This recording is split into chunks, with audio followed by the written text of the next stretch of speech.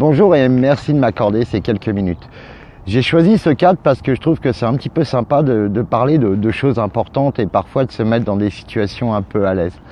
Donc aujourd'hui, je vous parle de mon projet de créer cette conférence au sein de l'établissement de l'école des fleuristes de Paris, parce que moi-même, y étant élève il y a plus d'une vingtaine d'années, j'ai trouvé important de communiquer sur un parcours de vie, sur un parcours personnel, professionnel, apporter des outils que j'ai pu acquérir à travers mes 5 ans de formation dans les neurosciences appliquées, dans le coaching, dans le management, pour apporter des vraies nouvelles solutions et d'apporter de vraies perspectives d'avenir pour nos jeunes étudiants et leur voir l'entrepreneuriat autrement, l'entrepreneuriat de maintenant. Les paradigmes ont changé, les fleuristes, à ce que je vois, puisque j'en vois beaucoup, ont du mal à sortir de certaines situations. Et je pense qu'avec quelques clés, quelques outils, on peut éviter quelques dérapages ou quelques petits soucis.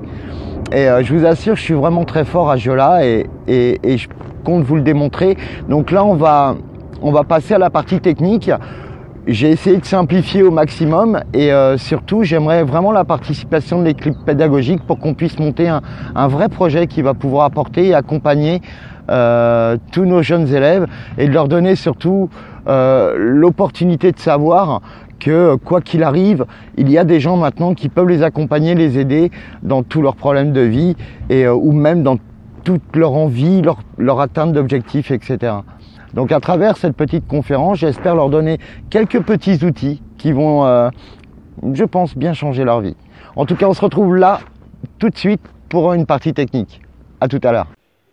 Alors, on se retrouve tout de suite pour la partie technique de la conférence. Alors, je me représente, je suis Monsieur Charbonnier Hervé, je suis fleuriste depuis plus de 20 ans, entrepreneur depuis toujours, ça je reviendrai sur mon parcours, coach spécialiste en neurosciences, expert en motivation et neuromarketing, spécialiste de l'apprentissage positif. C'est vrai qu'on emploie beaucoup ce terme positif en ce moment, mais c'est en gros, je résume, mais ça je résumerai plus facilement pendant la conférence, c'est axé sur ce qu'ils font de bien plutôt que réprimer ce qu'ils font de mal. Enfin, je vous expliquerai ça. Alors, la conférence, je la verrai bien en 4 parties. Tout reste à créer sur le web. 90% des choses qui existeront en 2030 n'ont pas encore été créées. Ça, c'est vraiment pour ouvrir le champ des possibilités. Votre meilleur investissement, c'est vous. Impossible, à part vous qui vous le dit. Et j'ai peur d'échouer. Alors, dans Tout reste à créer, l'entrepreneuriat de nos jours repose sur des anciennes fondations, des anciens paradigmes. Ce que je veux dire, c'est que si on exploite ou on entreprend comme il y a 20 ans, ou ne serait-ce comme il y a 10 ans, on va vite se trouver dans de grosses difficultés. Donc j'expliquerai pourquoi. Les demandes et les attentes sont complètement différentes. On est dans un univers où le service fait la différence. Notre clientèle a complètement évolué. Elle a déserté nos magasins pour d'autres façons d'acheter. Mais il y a vraiment des manières de les attirer et d'attirer vraiment une belle clientèle. Et j'expliquerai pourquoi. Offrir pour recevoir, ce qui fait partie d'une vraie stratégie actuelle, tendance, et qu'il faut vraiment intégrer pour arriver dans notre métier. Et c'est pour ça qu'on arrivera à ne pas faire de nos prospects des clients, mais des ambassadeurs. Et tout ça, je vous expliquerai des techniques qu'on utilise beaucoup en neurovente, en neuromarketing, et qui est beaucoup utilisée à l'heure actuelle dans toutes les publicités qu'on voit. Enfin, je vous expliquerai comment on peut transformer ça. Investissez sur vous. Est-ce qu'après le diplôme, on peut vivre de ses acquis? Souvent, une fois qu'on a fini ses études, on se dit, voilà, maintenant je passe à autre chose, j'ai fini avec les études et je suis paré pour affronter la vie. Est-ce que c'est suffisant? Ça, je reviendrai dessus. Pourquoi j'investirais sur moi? J'expliquerai que le meilleur investissement qu'on puisse faire au monde, c'est sur soi-même en vrai. Quel est mon rêve de vie? Je voudrais juste les faire rêver. Parce que quand je demande à tous mes clients, quel est ton rêve de vie?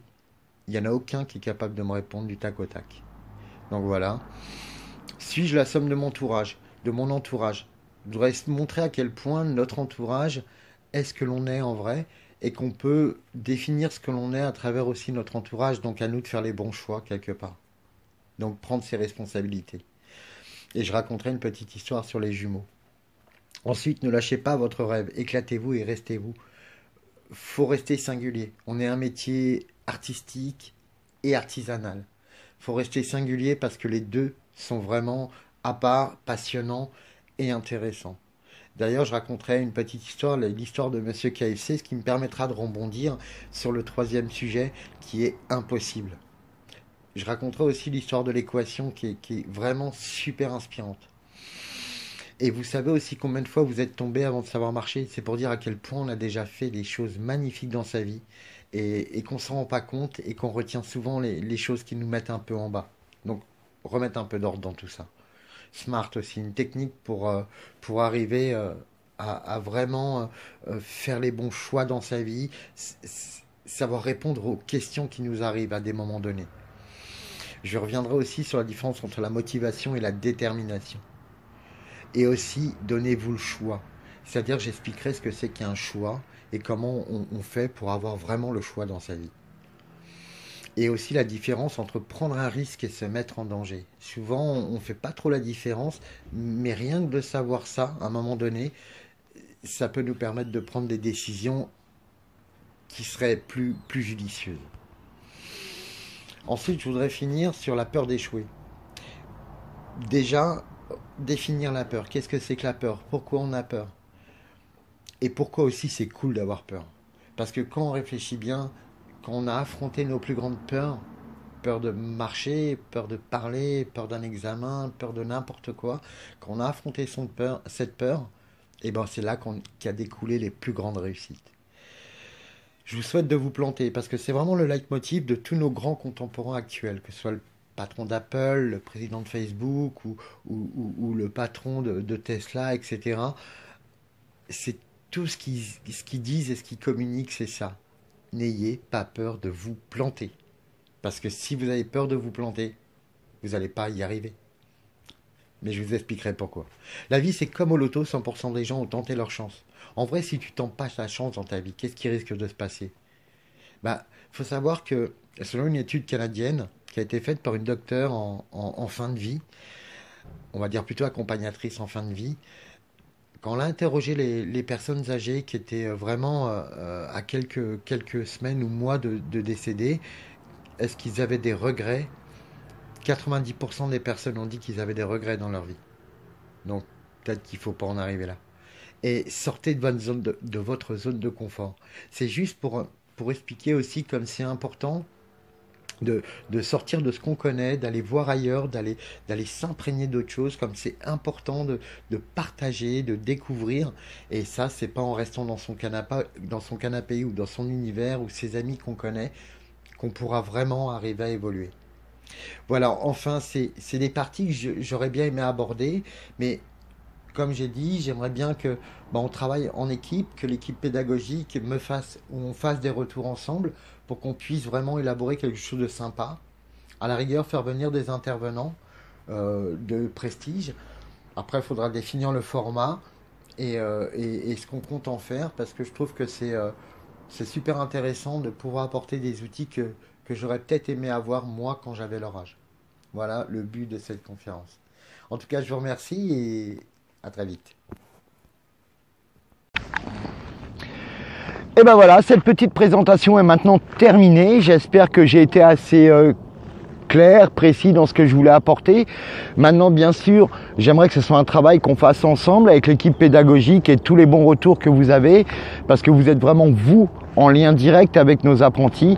Alors, en tout cas, j'espère que ça peut nous aider, permettre de construire un bel outil, vraiment un bel outil pour leur apporter des armes pour le futur. En tout cas, je vous remercie et je vous dis à très bientôt pour qu'on construise notre projet. À très vite. Merci.